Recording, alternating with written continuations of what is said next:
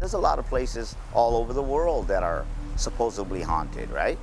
But this place here, I think it's surreal. I hear noise, I hear knocking on the windows, I hear people talking, people walking heavy footsteps here, quite a lot. When psychic Sylvia Brown came through here, she had recognized almost 60 different spirits that were here and essentially trapped in this area. We get quite a few guests that know the history of it, and there's a couple of rooms that are famous for being haunted. They want to experience something. They want to experience the past, and some of them are, of course, just trying to see if it's real or not.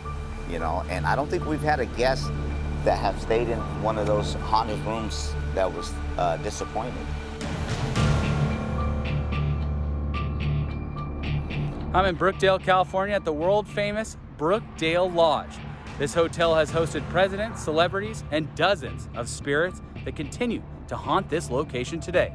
Let's hear their stories. The lodge goes back to the 1800s. There's very few people that don't have an idea what the Brookdale Lodge is. Very few, because the celebrity status here, Marilyn Monroe, James Dean, they've all stayed here in the past. President Hoover used to fish off the bridge there back in, I believe, in the 20s. My number one goal is to cherish what's here from the past, because this is what makes the Brook Room what it is. It's the past.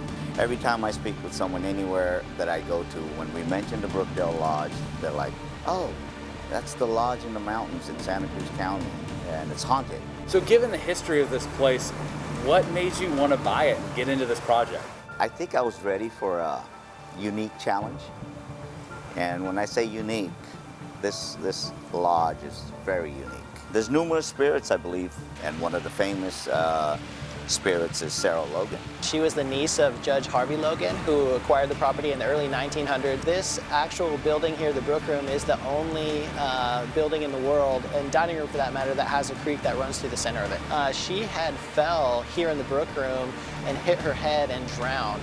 And so there have been multiple people who have seen her apparition. One of the best ones that I've heard was a lady who did catering here in the 90s. She had brought her young son here in the Brook Room, and he was kind of running around, and he was young enough where he had thought that he had made a new friend. And when he went to go hug his new friend, well, actually when he let go of the hug, the little girl was gone. And so to this day, he's like my age now, will not come back here because it was such a profound, experience for him. This room has generally more negative energies in here. We have so many guests that they come on a tour and this particular area, and they would definitely feel uncomfortable, or they feel like there's a heavy energy here. We call it the Mermaid Room. It's been called the Mermaid Room since its beginning, and so they actually had mermaid shows there. But then there was a girl at one point that had passed away in the pool also, and so it's believed that that the top deck of the pool is very haunted. And I myself personally have been in several haunted places, and to me it's always kind of the same feeling. You get it here, and you definitely get it at the top of that pool deck, so I'm not sure exactly what, but something's going on there too. I don't believe there's anything that's really threatening and harmful here. I've had people suggest that we do some sort of exorcism, and let's try to get rid of the spirits, so people aren't afraid to come here. And I'm like, wait a minute.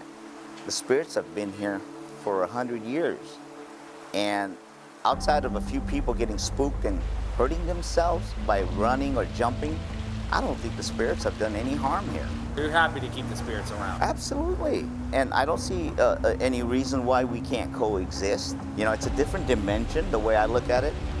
They might be stuck in a dimension that they don't want to be stuck, and they're not comfortable being where they're at, but they're stuck. They have no choice, and I think we got to make the best of it, and coexist.